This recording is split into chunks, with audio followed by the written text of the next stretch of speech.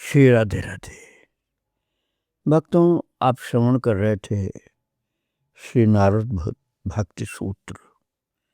नारद भक्ति सूत्र में 64वां सूत्र की चर्चा चल रही थी और वो 64वां सूत्र है अभिमान दंभाधिकम त्याज्यम। अभिमान दंभाधिकम त्याज्यम अर्थात अभिमान दंभ आदि का त्याग करना चाहिए। ये 64वां सूत्र है।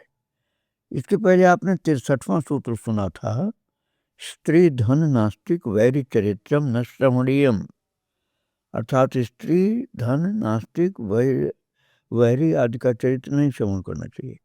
तो ये सब बाहर की बातें थी कि ये स्त्री का जो भक्तिहीन है और नास्तिक है, वैरी है, उसका चरित्र नहीं सुनना चाहिए। ये बाहर की बात थी। अब भीतर की बात ये आई 64वां सूत्र की कि भीतर होता अभिमान दंभ आदि, इनका भी त्याग करना चाहिए। केवल बाहर का ही त्याग नहीं करना, अंदर का भी त्याग करना है।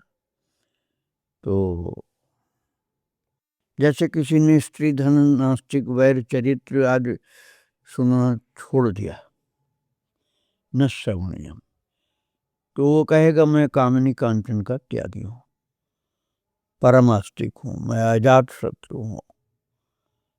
लेकिन अभिमान दंभाधिकम त्याज्यम, किंतु अभिमान नहीं त्यागा तो अभिमान सर्वथा पतन का हेतु है।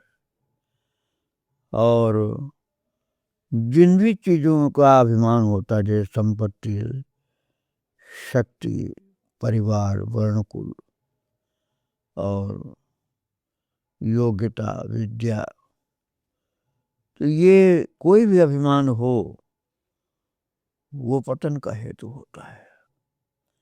तो जो कुछ सद्वस्तु या सद्गुण प्राप्त हो अथवा साधन ठीक चलता रहे, तो उसमें भगवान की कृपा को ही कारण समझना चाहिए, अपनी विशेषता नहीं समझनी चाहिए। अभिमान से बहुत बड़ी हानि होती है। इसलिए अभिमान स्वयं का, योग्यता का, विशेषता का न करके हमारे प्रभु की हमारे ऊपर कृपा है, यही माननी चाहिए। अभिमान का सर्वथा त्याग करना चाहिए। यहाँ तक कि निरभिमानिता के अभिमान को भी छोड़ देना चाहिए कि मैं बड़ा निरभिमानी हूँ, इसका भी अभिमान छोड़ देना चाहिए। और अभिमान के नाश का एक उत्तम उपाय है दीनता, विनम्रता, विनय। नमन भक्ति से भी अभिमान का नाश होता है। सबको नमन करना, इससे अहंकार दूर हो जाता है। सबको प्रणाम करना, सबको नमन करना। इसी प्रकार दंभ का भी त्याग करना चाहिए। अभिमान दंभाधिकम त्याज्यम, तो दंभ अर्थात ढोंग, बनावट, पाखंड, इसका भी त्याग करना चाहिए। अपने में जो गुण न हो, धन मान के लोभ से या स्वभाव के दोष से उन गुणों को दिखाने की चेष्टा करना, बाहर से धर्मात्मा, भक्त, त्यागी बनने का ढोंग करना, यही दंभ है। दाम्भिक पुरुष का साधन पथ बहुत बुरी तरह से रुक जाता है। पूरा का पूरा बनावट होती, सच्चाई कुछ नहीं रहती। वो ऊपर से अपना कपट वेश बनाए रखने में ही अपनी समस्त विद्या, बुद्धि और क्रिया कुशलता को समाप्त कर देता है। निरभिमानिता और सरलता, ये दो भक्ति के साधन में परम सहायक रूप है। और अभिमान और दंभ ये महान बाधक, ये दोनों आसुरी संपदा के दुर्गुण हैं। इनके साथ आदि शब्द जोड़ा है ना, अभिमान दंभाधिकम आदि, अभिमान दंभ आदि का त्याग करना चाहिए सर्वथा। तो आदि शब्द जोड़ करके देवर्षि महाराज ने आसुरी संपदा के अन्यान्य दुर्गुणों की तरफ इशारा किया है। अतएव सभी आसुरी दुर्गुणों का त्याग करना चाहिए। अभी आसुरी दुर्गुण का विवेचन महाराज गीता जी के 16वें अध्याय में किया गया है। जो दैवी आसुरी संपदा का योग कहलाया गया, उसने दैवी संपदा 3 श्लोकों में शुरू में, और इसके बाद सब आसुरी संपदा का विवेचन किया गया। तो पूरा न बोल करके अभिमान दंभादिकम त्याज्यम, ऐसा देवर्षि नारद जी ने कह दिया कि 16वें अध्याय में आसुरी संपदा बताई गई, अभिमान दंभ आदि, उन सब का त्याग करना चाहिए। अर्थात आसुरी संपदा से दूर रहो, दैवी संपदा को ग्रहण करके रहो। तो आसुरी संपदा का विवेचन तो प्रभु ने बड़े विस्तार से किया है 16वें अध्याय में। उसका संकेत है अभिमान दंभ आदि का त्याग करो। अभिमान दंभादिकम त्याज्यम, तो अभिमान दंभ आदि का त्याग करना चाहिए, ये कह रहे हैं। तो जो सांसारिक वस्तु को प्राप्त करके हर्षित होता है, उसे गर्व आता है, और गर्व आने पर धर्म का उल्लंघन होता है। और अभिमान ही हमारे हृदय में ईश्वर को नहीं आने देता है। जो अहंकारी बिल्कुल नहीं होता, दीन होता है, उसके हृदय में ईश्वर जल्दी आते हैं भक्तों। हम बड़े विद्वान हैं, बड़े तपस्वी हैं, बड़े सुखी हैं, बड़े धनी हैं, बड़े अधिकार संपन्न हैं, बड़े बड़े ये चीजें हमारे पास, इसलिए हम बड़े, यही अभिमान है। और महाराज देवी कुंती माता ने कहा भागवत जी में कि उच्च कुल में जन्म होने से, बहुत अधिकार मिल जाने से, बहुत पढ़ लिख लेने से, अथवा बहुत धन होने से जिन पुरुषों का अभिमान बढ़ गया है, वे तो अकिंचनों को दर्शन देने वाले आप अर्थात भगवान का नाम लेने के भी अधिकारी नहीं है। अर्थात बहुत अभिमानी व्यक्ति के लिए साधना लाभ नहीं कर पाती। अधिक भोग की प्राप्ति का एक मद होता है, वही अभिमान है। उस मद से मतवाला होकर व्यक्ति सोचता है हमारे जैसा कौन है। यही अहंकारी अभिमानी होता है। किसी को कर्म का अभिमान होता है, ये मैंने किया, ये मैंने बनवाया, मेरे बिना ये कार्य नहीं हो सकता था। अरे न भोग साथ जाने वाला है, न कर्म। भक्ति का कर्म तो साथ में जाएगा और चीज नहीं जाएगा। जिन बेटे बहुओं से छिपाकर बचाकर लोग धन संग्रह करते हैं, मरने पर वो धन उन बेटे बहुओं के ही हाथ पड़ जाता है। महाराज पहले बचाया था, मरने पर सब उनको मिलता है। जिन्होंने मथुरा का मीनाक्षी मंदिर और श्रीरंगम मंदिर बनवाया, उनके नाम भी कम ही लोग जानते हैं। महाराज मंदिर तो जानते हैं कि बड़ा मंदिर है, बहुत बड़ा मंदिर है, लेकिन किसने बनवाया नहीं जानते लोग। उनके कर्म के सम्मुख तुम्हारा कर्म कितना है।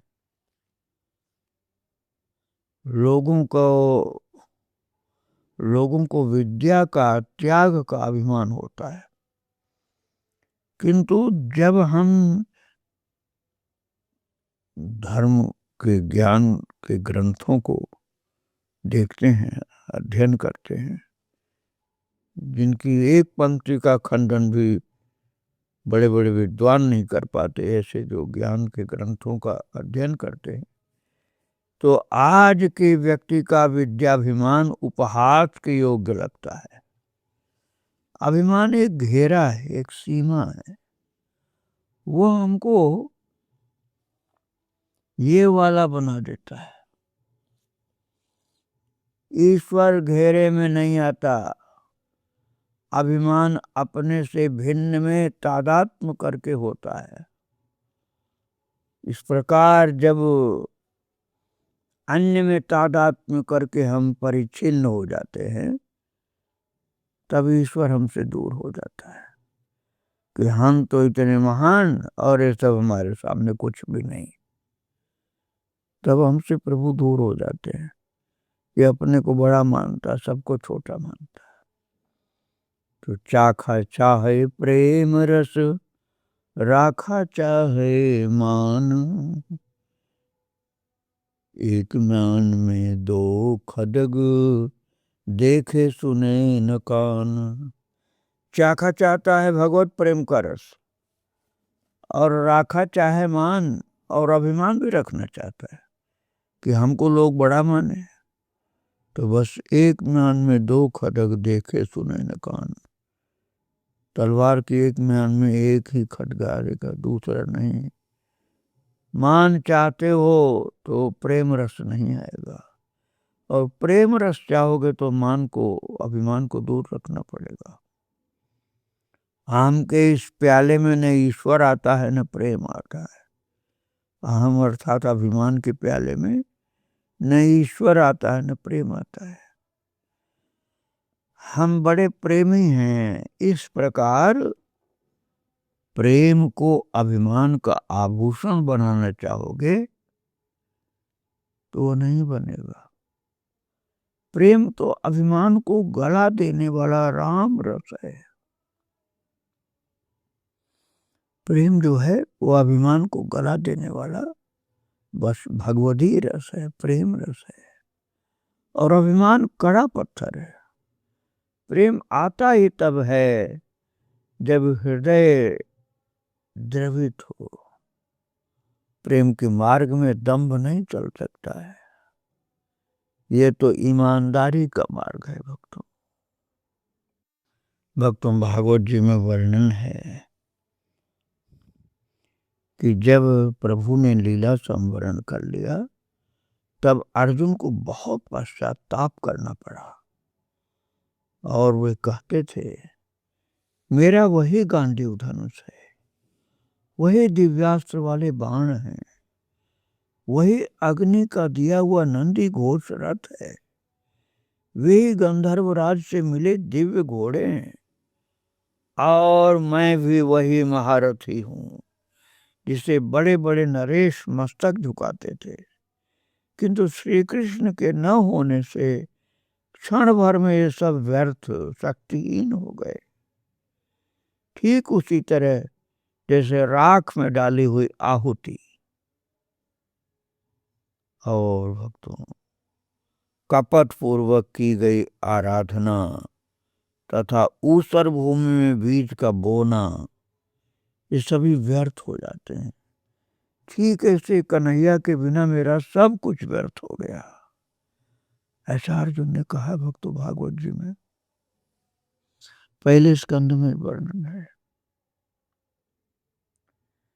और इसलिए मर्यादा पुरुषोत्तम भगवान श्री राम ने कहा है, मोहि कपट छल छेद्र न भावा, निर्मल मन जन सो मोहि पावा। मोहि कपट छल छेद्र न भावा। तो कपट अर्थात दंभ और अभिमान, ये अच्छा नहीं लगता प्रभु को। इससे मुक्त होने पर भक्ति मिलती है। रामचरितमानस में यही ये कहीं नहीं कहा आया है कि मोहि काम क्रोध लोभ ये भावा। और मन में काम क्रोध लोभ मोह आदि आते हैं तो भगवान के सामने आवे, प्रभु के सम्मुख होकर स्वीकार करो, मुझ में ये दोष है। देखो, काम क्रोध लोभ मोह ये खराब तो हैं, लेकिन हम स्वीकार कर लें प्रभु के सामने कि ये गुण हमारे अंदर प्रभु, तो प्रभु के सम्मुख होकर स्वीकार करो कि मुझ में सब दोष हैं, किंतु ये नहीं चल सकता कि मन में कुछ और दिखावे में कुछ, अर्थात हम तो तमाम दोषों के भंडार और भगवान से कहें कि मैं बहुत निर्मल, बहुत पवित्र आपका दास हूँ। नहीं, हम इतने इतने अवगुण ही भगवान को बताना पड़ेगा हमें। गुरु से कपट, मित्र से चोरी, की हो निर्धन की हो कोरी। इसलिए भगवान से कपट नहीं चलेगा, सब बात उनको बतानी पड़ेगी, निष्कपट होना पड़ेगा। भक्तों, आगे फिर चर्चा करेंगे। आज प्रभु को और उनके भक्तों को, देवर्षि नारद जी को प्रणाम करके यहीं विराम देता हूँ।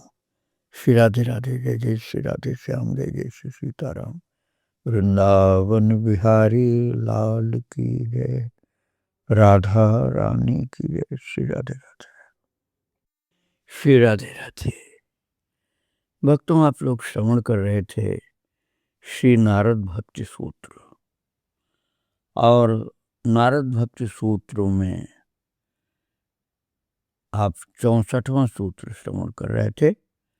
वो 64वां सूत्र है अभिमान दंभादिकम त्याज्यम, अर्थात अभिमान दंभ आदि का त्याग करना चाहिए। तो इसके पहले आपने श्रवण किया था 63वें सूत्र में स्त्री धन नास्तिक वैर चरित्रम न श्रेवणीयम। वो बात बाहर की थी कि हमको कान से सुनना नहीं है। भक्तिहीन स्त्री, धनवान भक्तिहीन और नास्तिक वैरी, इनका चरित्र नहीं श्रवण करना। लेकिन यदि ये भक्त हैं तो इनका श्रवण करना चाहिए। तो ये थी बात बाहर की, अर्थात कान से सुनने वाली। अब भीतर की बात ये 64वें सूत्र में बताई गई कि अभिमान दंभ आदि का त्याग कर देना चाहिए। तो इसके द्वारा देवर्षि जी ने संपूर्ण आसुरी संपदा का वर्णन संकेतन कर दिया। तो आसुरी संपदा भगवान ने 16वें अध्याय में गीता जी में कहा है। तो इनका त्याग करना चाहिए, ये तात्पर्य हुआ। और इसी का विवेचन चल रहा है भक्तों। और यदि हम ध्यान दें इस बात पर कि मानस में प्रभु ने, मर्यादा पुरुषोत्तम भगवान श्री राम ने कहा है, मोह कपट छल छिद्र न भावा, अर्थात मुझको कपट छल छिद्र नहीं भाता है। रामचरितमानस में लेकिन ये कहीं नहीं आया है कि मोह काम क्रोध लोभ न भावा। मन में काम क्रोध लोभ मोह आदि आते हैं तो भगवान के सामने आवे, अर्थात प्रभु के सम्मुख होकर स्वीकार करो कि मुझ में ये दोष है। प्रभु, कपट छल छिद्र नहीं होना चाहिए, लेकिन ये काम क्रोध लोभ आदि विकार हैं तो उनको हम प्रभु के सम्मुख निवेदन करने की मेरे अंदर एक कमी है प्रभु। तो मन में काम क्रोध लोभ आ जाते हैं तो भगवान के सामने आओ, प्रभु के सम्मुख होकर स्वीकार करो, मुझ में ये दोष है नाथ। किंतु ये नहीं चल सकता कि मन में कुछ और बाहर कुछ और दिखाओ। तो नहीं तो फिर वही हो जाएगा कि प्रभु से कपट कर रहे हैं। और भगवान कहते मोह कपट छल छिद्र न भावा। तो हम कपट भगवान से या गुरु से नहीं कर सकते। भगवान के यहाँ कपट दंभ नहीं चलता। और कपट को समझो, विचार से हम लोग समझे कपट को, तो क का अर्थ है हृदय की द्रवता, और पट का अर्थ है पर्दा, पट माने पर्दा, और क का अर्थ है हृदय की द्रवता। क कहते हैं सुख शांति को, ब्रह्म को, क ब्रह्म कहा गया है। उस पर सच्चाई पर जो पर्दा डाल दे, उस सच्चाई पर जो पर्दा डाल दे, सत्य को तिरोहित कर दे, उसे कपट कहते हैं। क ब्रह्म के ऊपर जो पट डाल दे अर्थात पर्दा डाल दे, उसी को कपट कहा जाता है। तो भगवान कहते हैं कि जब एक पर्दा तुम डालते हो तो एक मैं भी डाल देता हूं। जीव ने छिपाया तो क्या छिपावेगा? मुट्ठी भर गेहूं, पर ईश्वर ने छिपाया तो तब तो सब कुछ छिप गया। तो ये कपट अच्छा नहीं है। लिखा न मानस में, जल पय सरिस बिकाए, देखो प्रीति की रीति भल, विलग होय रस जाए, कपट खटाई परत ही। जिसे दूध पानी की भिन्नता नहीं है, मित्रता है, दूध और पानी में मित्रता है, ऐसे जीव और ईश्वर की मित्रता है, परंतु इस मित्रता को दूर करने वाला कपट, कपट खटाई परत। ईश्वर के साथ कपट क्या है? ईश्वर के साथ कपट क्या है? लोग ईश्वर के सामने 4 आने की पूजा सामग्री लेकर के आते हैं, अर्थात कुछ थोड़े से पैसे के पूजा सामग्री लेकर आते हैं और प्रार्थना करते हैं, त्वमेव माता च पिता त्वमेव, त्वमेव बंधुश्च सखा त्वमेव, त्वमेव विद्या द्रविणं त्वमेव, त्वमेव सर्वं मम देव देव। प्रार्थना तो कि द्रविणम त्वमेव, द्रविणम त्वमेव अर्थात सब धन भी आप ही हो, और मन में मांगते हैं, चाहते हैं भगवान से खूब ज्यादा पैसा, और बिल्कुल थोड़े से तुच्छ पैसे से उनको कुछ चढ़ा करके मांग रहे हैं खूब ज्यादा पैसा। इस प्रकार करो तो पता लगेगा कि वस्तुतः कामना ही कपट है। थोड़ा देकर अधिक ठग लेने का नाम ही कपट है। और भगवान से यही करने तो लोग जाते हैं, अधिकतर भगवान से यही करते हैं। तो मनस्सेकम वचस्सेकम कर्मण्येकम महात्मनाम। जो मन वाणी शरीर से सब प्रकार से एक है वही महात्मा है। और सबसे अलग अलग है तो ये तो दुष्ट पुरुष का स्वभाव हो गया कि मन में कुछ है, वाणी में कुछ है, तो अलग अलग हो, दुष्ट स्वभाव का लक्षण है। तो दुष्ट पुरुषों का स्वभाव है कि उनके मन में एक बात है, कहते दूसरी बात है और करते तीसरा काम है। किंतु सत्पुरुषों के जो मन में होता है वही कहते हैं और वही आचरण करते हैं। ईश्वर के साथ भला मनुष्य का कपट कैसे चले? ईश्वर के साथ मनुष्य कपट कैसे चला पाएगा? क्योंकि उनको तो सब पता है भाई। तो ये दंभ प्रेम के मार्ग का बहुत बड़ा बाधक है। आप किसी के यहाँ गए, वे चाहते तो ये हैं कि आप उनके यहाँ से शीघ्र टलें तो अच्छा हो, किंतु कहते हैं वाह अच्छे दर्शन दिए, आइए स्वागत स्वागत, क्या इस दिखावट में प्रेम टिकेगा? पहले देवर्षि नारद जी कहाए हैं, अभिमान दंभादिकम त्याज्यम। अब यही सूत्र चल रहा है, अभिमान दंभादिकम त्याज्यम। ये कह तो दिया गया किंतु इनका त्याग करना क्या अपने वश में है? पहले तो अपने को अपना दोष दिखता नहीं, अपने से आगे चलने वाले का दोष दिखता है, अपना नहीं दिखता है।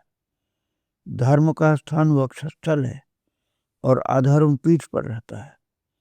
मनुष्य अपने गुणों का थैला आगे लटकाकर गुण छाती पर रख करके सीना तान कर चलता है, किंतु दोषों को वो स्वयं देख नहीं पाता। जब कोई हमसे आगे चलता है तब उससे ईर्ष्या होती है, उसकी पीठ हमें दिखती है, इसलिए उसके दोष दिखाई पड़ते हैं। जब तुमको किसी के दोष दिखें तो समझो कि तुम उससे पीछे रह गए। तुम आगे होते तो तुम्हें ईश्वर दिखता, उसके दोष क्यों दिखते? जिसे हम पीछे छोड़ आए उसकी ओर लौट कर क्या देखना? अरे जो आगे है, उन्नत है, और वे पीछे वालों के दोष नहीं देखते। जिसे अपने दोष दिखने लगे समझो कि उसका कल्याण शीघ्र होने वाला है। लोग बड़े प्रेम से अपने दोष पूछते हैं, आपको हम में जो दोष दिखे तो बतला दीजिए। अब उन्हें बताओ तो वे उसको सफाई देने लगते हैं, नहीं नहीं हमारे अंदर एक कहाँ दोष है। अथवा मान लेते हैं इनका हमसे प्रेम नहीं है, तभी तो हमारा दोष दिखते हैं इनको। अतः अपने प्रिय से प्रिय को भी उसका दोष बतलाना ही चाहिए। मनुष्य को अपने दोष स्वयं सोचने चाहिए, और जैसे जैसे बुद्धि निर्मल होती जाएगी वैसे वैसे अपने दोष दिखेंगे। ज्ञानी वह है जिसे अपने पूरे अज्ञान का पता है। जिसे अपने पूरे ज्ञान का पता है वो तो अज्ञानी है महाराज। अज्ञान को, अविद्या और उसके अधिष्ठान को जिसने पहचान लिया वो ज्ञानी है। अज्ञान को, अविद्या और उसके अधिष्ठान को जिसने पहचाना वो ज्ञानी है। ज्ञान का कोई दृष्टा नहीं होता, अतः ज्ञान को जानने वाला ज्ञान से पृथक हो गया। पहले जब संत महात्मा दोष बताते हैं तो मन उसे स्वीकार नहीं करता है, और पीछे समझ में आता है कि वे ठीक करते थे। देखो दंभ कपट की बात जो है, उनके त्याग की बात, दंभ कपट के त्याग की बात तो ठीक है, किंतु अभिमान तथा काम क्रोध आदि दोष ऐसे नहीं हैं कि कोई इच्छा करते ही इनका त्याग कर दे। ये दोष हैं ऐसा हम जानते हैं और इन्हें छोड़ना भी चाहते हैं, किंतु छोड़ नहीं पाते। बलात् ये चित्त में बार बार आ जाते हैं। ऐसी अवस्था में क्या करना चाहिए, इसी बात को अगला सूत्र अर्थात 65वें सूत्र में देवर्षि जी बतलाते हैं। और वो 65वां सूत्र है, तदर्पिता खिलाचारः सन काम क्रोधाभिमानादिकम तस्मिन्नेव करणीयम। ये 65वां सूत्र है। इसका भाव क्या है? अपने समस्त आचार उस परमात्मा को अर्पित कर दिए, इसलिए काम क्रोध अभिमान आदि भी उसी से करना चाहिए। तो ये 65वां सूत्र है, तदर्पिता खिलाचार सन काम क्रोधाभिमानादिकम तस्मिन्नेव करणीयम। तदर्पिता खिलाचार सन काम क्रोधाभिमानादिकम तस्मिन्नेव करणीयम। अर्थात सब आचार भगवान के अर्पण कर चुकने पर यदि काम क्रोध अभिमान आदि हों तो उन्हें भी उस भगवान के प्रति ही करना चाहिए। जब सब कुछ भगवान के अर्पण कर दिया तो फिर काम क्रोधादि का अर्पण दूसरे किसको किया जाए? प्रियतम भगवान जैसे अपने प्रेमी भक्त के प्रेम के पात्र हैं, वैसे उसके काम क्रोधादि के पात्र भी वही हैं। दूसरा तो कौन होगा ना, दूसरा तो कोई उसके मन है ही नहीं, तब इनका पात्र और कौन हो। इसका अर्थ ये नहीं है कि भगवान के प्रेमी भक्तों में भी विषयी पुरुषों जैसे काम क्रोध अभिमान रहते हैं। आसुरी संपदा के दुर्गुण स्वरूप काम क्रोध अभिमान आदि के त्याग की बात तो पहले ही की जा चुकी है। फिर प्रेमी भक्त महात्माओं में दूषित काम कहाँ, उनमें विषयासक्ति हिंसा द्वेष और क्रोध कहाँ, उन अमानियों में मान की गंध भी कहाँ, इनका तो उनमें बीज ही नहीं है। अपने सुख की जब कोई वासना ही नहीं, तब ये दोष कहाँ से आएंगे। उन भक्तों के जीवन का उद्देश्य तो बस एक प्रियतम को सुखी करना है। कृष्ण सुखैक तात्पर्य गोपी भाव वर्य। उनके चित्त में जगत का संस्कार ही नहीं, वे तो लज्जा घृणा कुल शील मान देह गेह भोग मोक्ष सबके सुध भुलाकर केवल अपने प्रियतम भगवान पर ही न्यौछावर हो चुके हैं। तो वक्त हम इस विषय पर आगे फिर चर्चा करेंगे। आज प्रभु को, देवर्षि नारद जी को और उनके अर्थात भगवान के भक्तों को प्रणाम करके यहीं विराम दे रहा हूँ। श्री राधे राधे, जय जय श्री राधे श्याम, जय जय श्री सीताराम। वृंदावन बिहारी लाल की जय, राधा रानी की जय। श्री राधे राधे, श्री राधे राधे। भक्तों, आप श्रवण कर रहे थे श्री नारद भक्ति सूत्र। देवर्षि नारद जी के द्वारा विरचित भक्ति सूत्रों में 65वें सूत्र की चर्चा चल रही थी और वो 65वां सूत्र है तदर्पिता खिलाचार सन काम क्रोधाभिमानादिकम तस्मिन्नेव करणीयम्। तदर्पिता खिलाचार सन काम क्रोधाभिमानादिकम तस्मिन्नेव करणीयम्, ये 65वां सूत्र है और इसका हिंदी अर्थ है सब आचार भगवान के अर्पण कर चुकने पर यदि काम क्रोध अभिमान आदि हों तो उन्हें भी उस भगवान के प्रति ही करना चाहिए। और इसी का विवेचन चल रहा था इसी सूत्र का। तो चर्चा ये चल रही थी कि काम क्रोध अभिमान आदि जो विषयी प्राणियों के होते हैं वैसा भक्त के नहीं होते हैं। भक्त दिव्य भाव वाले होते हैं, वैसे उनके काम क्रोध अभिमान भी दिव्य होते हैं। इसीलिए परम विरागी जीवन मुक्त मुनियों ने इस प्रकार के भगवत रंग रंगीले प्रेमियों की ऐसी लीलाएं गाने और सुनने में अपने को कृतार्थ माना है। कैसी लीलाएं? जिनका चित्त सब ओर से हट गया है, एकमात्र भगवान ही जिनकी कामनाओं की वस्तु रह गए हैं, वे भक्त अपने उन भगवान के दर्शन की कामना के वेग से पीड़ित होकर रो रो कर पुकारते हैं। और उनकी कामना क्या है? दर्शन की कामना, सेवा की कामना, ये कामना रहती है।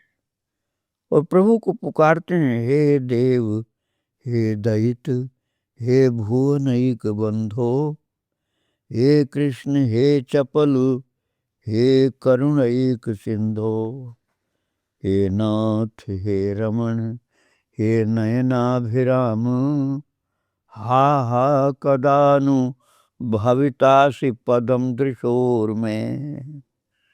श्री कृष्ण करुणामृत में ऐसी कामना ये कामना है। क्या कामना?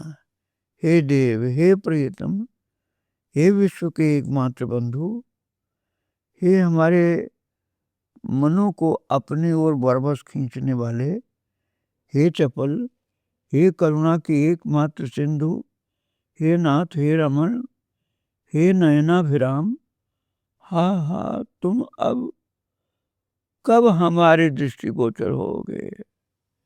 अर्थात दर्शन की तीव्र कामना, ऐसी कामना होती है भक्त की। और आप रुक्मिणी माता के चरित्र को यदि याद करें तो वो भगवान के गुणों को सुन करके मिलने को व्याकुल हो रहे हैं और पत्र में लिखकर भेजती हैं, श्रुत्वा गुणान भुवन सुंदर शृण्वताम ते निर्विश्य कर्ण विवरैर हर तुंगतापम। अर्थात हे अच्युत, हे त्रिभुवन सुंदर, जो कानों के द्वारा हृदय में प्रवेश करने वाले हैं आप, और कानों के द्वारा अर्थात आपके पवित्र चरित्र, आपकी लीलाएं कान से सुन करके अंग ताप को हरण कर लेते हैं। वे आपके दिव्य गुण और जो नेत्रधारियों की दृष्टि का सबसे परम लाभ है, वो आपका दिव्य रूप, उनकी प्रशंसा सुनकर मेरा चित्त सारी लोक लाज को छोड़कर आप पर अत्यंत आसक्त हो गया है। ऐसा रुक्मिणी माता ने प्रभु के लिए लिखकर भेजा था। वो लिखती हैं, हे मुकुंद, कुल, शील, रूप, विद्या, वय, द्रव्य और प्रभाव में आपके समान बस आप ही हैं। हे पुरुषोत्तम, आप नरलोक के मन को मोहने वाले हैं। हे पुरुष सिंह, विवाह काल आपसे मिलने का अवसर उपस्थित होने पर ऐसी कौन प्रेमी भक्त रूपी कुलवती, गुणवती और बुद्धिमती कन्या है जो आपके साथ गठजोड़ी करने की इच्छा नहीं करेगी। अर्थात आपसे विवाह करने की इच्छा कौन नहीं करेगी। हे कमल नयन, उमापति शंकर के समान महादेव अपने हृदय का तम दूर करने के लिए आपकी जिस चरण धूल में स्नान करने की प्रार्थना करते रहते हैं, यदि वो चरण धूल मुझे प्रसाद रूप में नहीं मिली तो ये निश्चित समझिए कि मैं व्रतादि के द्वारा शरीर को सुखाकर इन व्याकुल प्राणों को त्याग दूंगी, और ऐसे करते करते कभी 100 जन्मों में भी आपका प्रसाद मुझको प्राप्त होगा ही होगा। इस प्रकार की कामना होती भक्तों। भक्त की कामना दिव्य कामना होती है।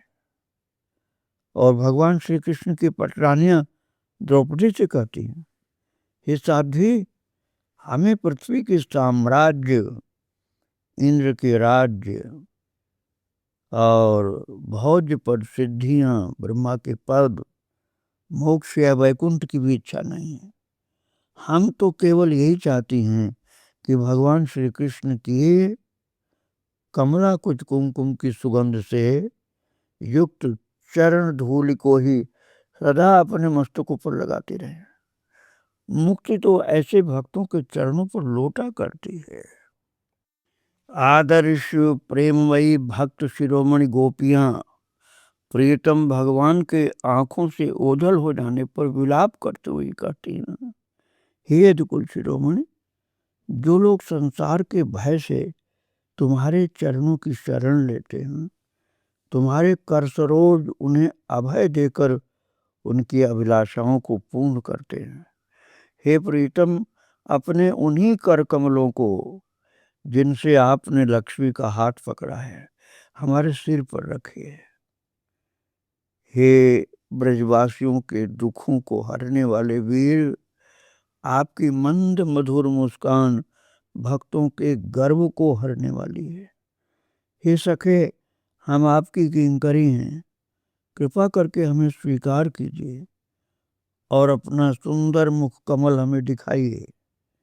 हे रमण, हे आरती नाशन, तुम्हारे चरणार बिंद प्रणत जनों की कामना पूरी करने वाले हैं। लक्ष्मी जी के द्वारा सदा सेवित हैं, पृथ्वी का आभूषण है। विपत्ति काल में ध्यान करने से कल्याण करने वाले हैं। हे प्रियतम, उन परम कल्याणमय सुशीतल चरणों को हमारे तप्त हृदय पर स्थापित कीजिए। इस प्रकार की कामना होती है भक्तों, भक्त की। वो सामान्य कामना नहीं, परम दिव्य कामना होती है। इस प्रकार प्रेमी भक्त श्री कृष्ण के काम से पीड़ित हुए सदा उन्हीं के लिए रोया करते हैं और उन्हीं पुकारा करते हैं। और आंख मिचौनी की सी लीला करने वाले लीला विहारी भगवान जब उनकी प्रेम पुकार सुन करके त्रिभुवन कमनीय योग जन दुर्लभ देव देव प्रत्याशित ऋषि महर्षि महापुरुष के चित्तों को आकर्षण करने वाले निखिल सौंदर्य माधुर्य रसामृत सारभूत आनंद कंद मदन मोहन मनमथ रूप में मंद मंद मुस्काते हुए और मुरली में अपना दिव्य मोहन सुर भरते हुए सहसा प्रकट होकर अपनी प्रेमानंद रस माधुरी चारों ओर बिखेर देते हैं। जब अपने सौंदर्य माधुर्य सुधा सुशीतल वदन विधु की शुभ्र ज्योत्सना चारों ओर छिटका देते हैं, तब वहां उन भाग्यवान दिव्य चक्षु दिव्य भावापन्न भक्त महात्माओं के चित्तों को बहुत आनंद मिलता है। और जो अवस्था होती है उसका वर्णन करने की शक्ति में किसी नहीं होती है, वह अनिर्वचनीय रहस्य है।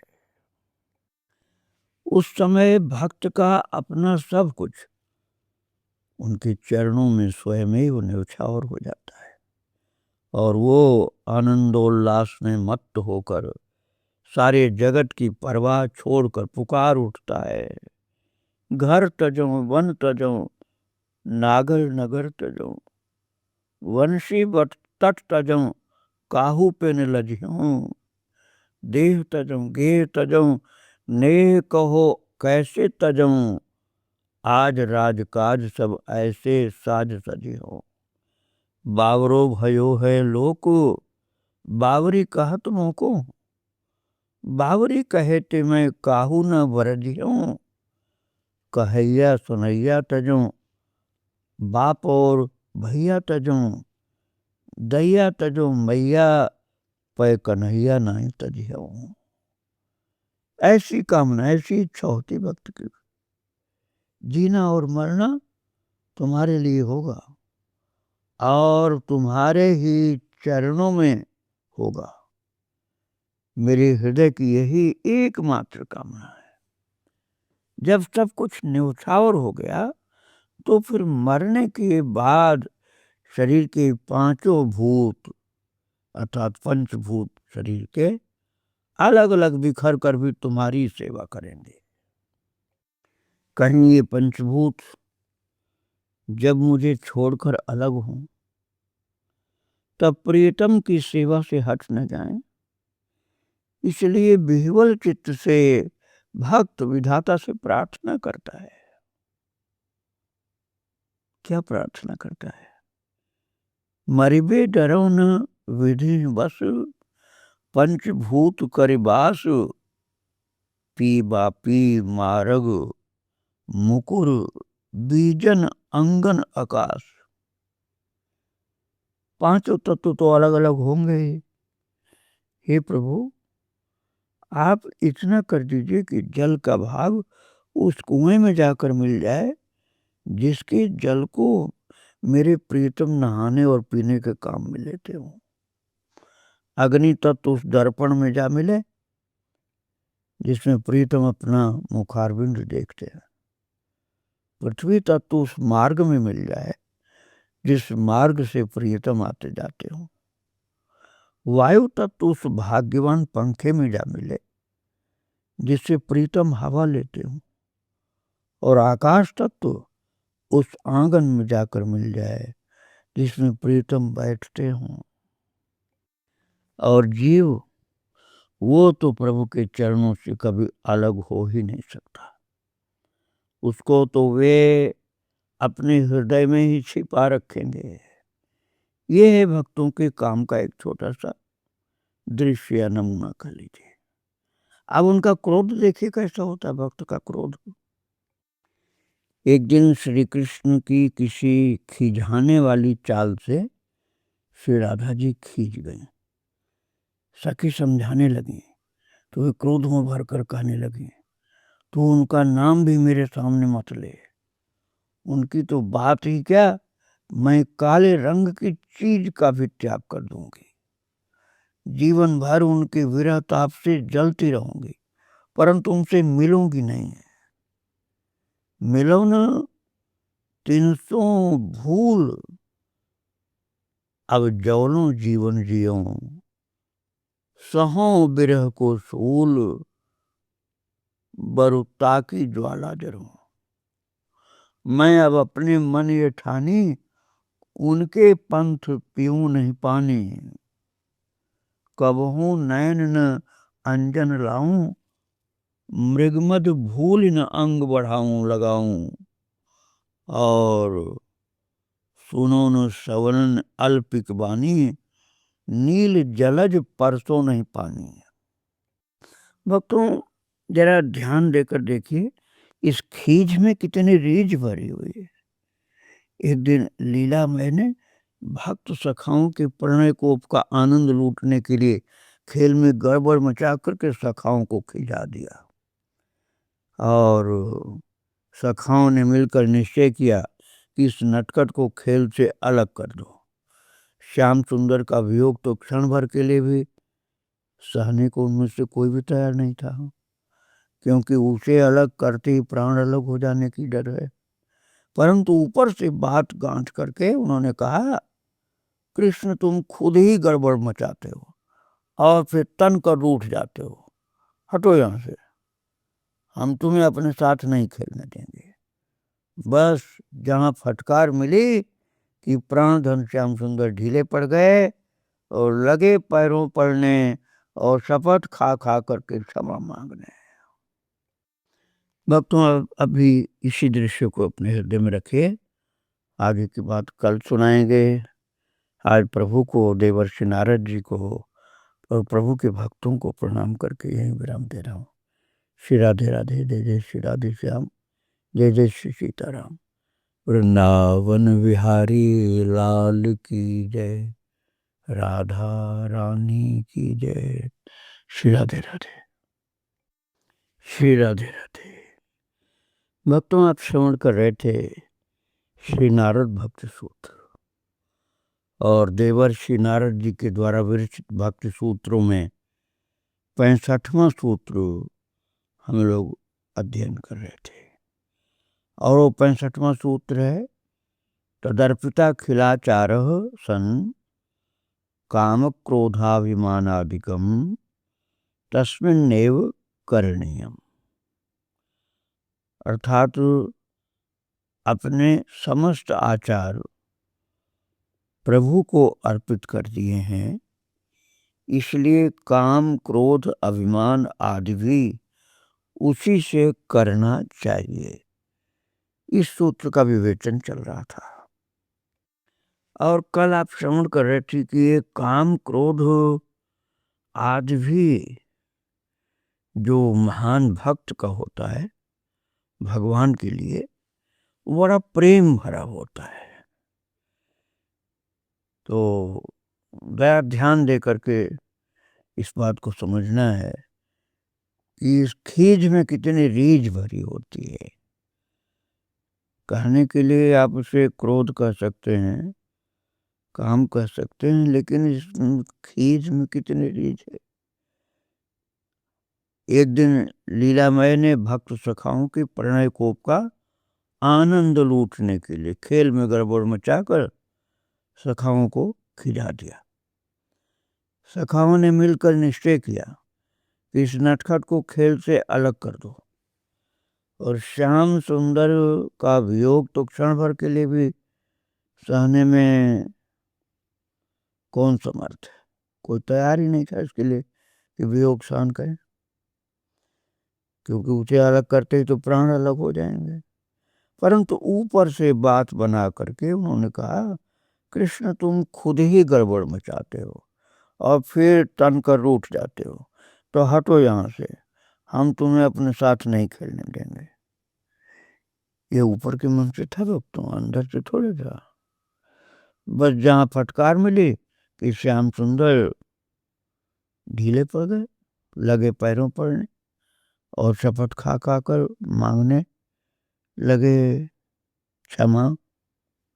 सूरदास जी ने कहा है, खेलन में को काको गुसैया, हरिहारे जीते श्री दामा, बरबस ही कत करत रुसैया, जाति पाति हमसे बढ़नाही, ना हम बसत तुम्हारी छैया, अति अधिकार जनावत ताते, जाते अधिक तुम्हारे गैया, रूठ करे ता संग को खेले, हा खात परत अब पैया, सूरदास प्रभु खेले ही चाहें, दाव दियो कर नंद दुहैया। ये है उनका क्रोध। ये क्रोध कोई दुश्मनी वाला क्रोध थोड़े, तो खेल में आनंद का क्रोध है। अब रही मान की बात, जिसको अभिमान आप कह सकते हैं, तो दूषण रहित मान तो इस प्रेमा भक्ति का एक भूषण ही है। एक समय राधा रानी रूठ गई, जिसको कहा जाता है मान कर बैठे। अब आप अभिमान भी बोल सकते हैं। और वो कहने लगी सखियों से, सखी नंदलाल न आवन पावे, भीतर चरण धरन जिन दीजो, चाहे जिते ललचावन। सखियों से कह दिया राधा रानी ने कि नंदलाल को आने नहीं देना, चाहे जितना ललचावे अंदर नहीं घुसने देना। और ऐसन को विश्वास कहारी, कपट बैन बतियावे, नारायण इक मेरे भवन तज अनत चहे जह जावन। अब भगवान मनाते मनाते थक गए और थोड़ा रोष में बोले, इतो श्रम नाहिन तबहु भयो, सुन राधिका जितो श्रम मोको ते ये मान दयो। प्रभु ने कहा, जो तुमने मान करके मुझे इतना श्रम दिया है, इतना तो श्रम उस समय भी मुझे नहीं हुआ जब मैंने बड़े बड़े काम किए, धरणीधर और विधि वेद उधारो, मधुसो शत्रु भयो, बड़े बड़े शत्रुओं को मारा, तब भी इतना श्रम मुझे नहीं करना पड़ा जितना आज तुमको मनाने में मुझे श्रम करना पड़ा। धन्य तेरा मान, बड़े बड़े काम किए, कहीं हार नहीं मानी, कहीं थकावट नहीं प्रतीत हुई। राधा, आज तुझे मनाने में मेरा सारा बल एकदम जैसे खत्म हो गया। ये भक्तों की और भगवान की प्रणय लीला है। इस लीला में राग काम क्रोध मान सभी हैं, परंतु सभी दूसरे रूप में हैं। यहाँ अशुद्धता कुछ भी नहीं, केवल शुद्ध प्रेम की बात है। सभी पवित्र प्रेम के नामांतर हैं समझो। यहाँ तक एक ये सर्वधर्म धर्म त्याग ही परम धर्म है। यहाँ की अविधि ही सर्वोपर प्रेम की विधि है। ये तो ही सिद्ध भक्तों की बात। भक्ति की साधना में भी यदि काम क्रोध लोभ कभी सतावें तो उनको भगवान के प्रति ही लगा देना चाहिए। जो बातें हमारे मार्ग में बाधक होती हैं वे ही भगवान के प्रति प्रयुक्त होने पर साधक बन जाती हैं। ये निश्चय रखना चाहिए। भक्तों, भागवत जी के 10वें स्कंद में लिखा हुआ है कि सुखदेव जी महाराज ने कहा है, कामं क्रोधं भयं स्नेहं ऐक्यं सौहृदमेव च नित्यं हरौ द्विधदतो यांत तन्मयताम हिते। अर्थात काम क्रोध भय स्नेह तादात्म्य एवं मित्रता सभी कुछ जो श्री हरि के प्रति ही करते हैं वे अवश्य भगवान के साथ तन्मय हो जाते हैं। तीव्र काम उसी वस्तु के लिए उत्पन्न होता है जो सबसे श्रेष्ठ हो, अखिल ऐश्वर्यमय हो, महान माधुर्य से पूर्ण हो, सर्वांग सुंदर हो, आनंदमय हो। भगवान में ये सब कुछ है। ये सोचकर सदा सर्वदा एकमात्र श्री कृष्ण मिलन की कामना से पीड़ित रहे और ये काम वासना उत्तरोत्तर बढ़ती जाए। कन्हैया के प्रति प्रेम भरा क्रोध इस प्रकार रहे कि तुम बड़े निठुर हो, इतना पुकारने पर भी नहीं आते। याद रखो, अभी तो मैं पुकारता हूँ, पीछे तुम पीछे पीछे भटकोगे मेरे। आठों प्रहर चिंतन में लगे रहकर प्रेम भरा मान इस प्रकार करे कि मेरे पास तो अटूट चिंतन धन है, मैं तुम्हारी कोई गरज नहीं रखता, तुम्हें 100 बार गरज हो तो आ जाना। ऐसे इस प्रकार का महाराज ग्वारिया बाबा के चरित्र मैंने आपको सुनाया है। ग्वारिया बाबा कभी कभी ऐसे मान कर जाते थे, हरिराम बाबा ऐसे मान कर जाते थे कि इतना भोग लगाया मुझे कुछ नहीं देता, मैं नहीं खाऊंगा, जाता हूं भूखा। तो ये भक्त का मान है। भगवान के प्रति काम क्रोध और अभिमान कैसे किया जा सकता है? और आप समझिए, जैसे मातृपरायण शिशु है, छोटे बच्चे को आप बहुमूल्य रत्न दे दीजिए, उसे बढ़िया बढ़िया चीजें खाने को दीजिए, उसका खूब सम्मान कीजिए, उसका यश गाइए, उससे स्वर्ग मोक्ष मिलने की बात कीजिए। वो माता और मातृ स्तनों को छोड़कर और कुछ भी नहीं चाहता, चाहे कि भी क्या, वो और किसी वस्तु को जानता भी नहीं है। उसके लिए जानने की और चाहने की एकमात्र वस्तु है उसकी माँ, और माँ के बदले में वो किसी वस्तु से भी संतुष्ट नहीं हो सकता। किसी बच्चे की माँ नहीं मिल रही हो, तुम चाहे पैसा दे दो, चाहे खाने की चीज दे दो, वो माँ के बिना रोता ही रहेगा। इसी प्रकार भक्त की कामना केवल भगवान के लिए होती है, एकमात्र भगवान ही उसके काम में बहुत है। और बच्चा कुछ बड़ा हुआ, इधर उधर कुछ चलने लगा, चलते चलते ठोकर खा कर गिर पड़ा तो रोने लगा, तो बच्चे का रोना सुनकर माँ दौड़ी आई। बच्चा खींच गया, पड़ा, महाराज स्वयं पड़ा रहा हो, परंतु क्रोध उसका माता पर हुआ। वो अपनी तोतली बोली में बार बार कहता, तू मुझे अकेला छोड़कर क्यों गई? फिर अभिमान करके रूठ जाता है, कहता जा मैं तुझसे नहीं बोलूंगा, तेरी गोदी नहीं आऊंगा। और माँ मनाती रहती है और गोद लेना चाहती है, स्तन पिलाना चाहती है, वो रोता हुआ आगे आगे भागता है। वो ऐसा क्यों करता है? इसलिए कि वो स्वाभाविक ही माता पर अपना अधिकार समझता है, माता को ही अपनी सब कुछ समझता है। वो भूखा रहे तो माँ का दोष, वो गिर जाए तो माँ का अपराध, वो सो न सके तो माता का अपराध, और अपराध का दंड क्या है? उसका खींचना, रूठना, क्रोध करना और अभिमान करना। और उसके इन सब चीजों पर माँ खुश होती, महाराज नाराज नहीं होती कि मुझसे क्यों क्रोध कर रहा, क्यों रूठ रहा है, क्यों रो रहा। इसी प्रकार निर्भर भक्त भी अपने भगवान के प्रति काम क्रोध और अभिमान आदि कर सकता है। तो जैसे बिल्कुल छोटा बच्चा जो माँ के अलावा कुछ जानता नहीं, वो माँ से भी रूठता है और रोता है, नाराज होता है, लेकिन माँ हंसती है कि जानती है कि ये मुझे ही चाहता है, इसलिए मेरे लिए सब कर रहा है। ऐसे ही अपने सब आचार भगवान को अर्पण कर दिए हैं भक्त ने।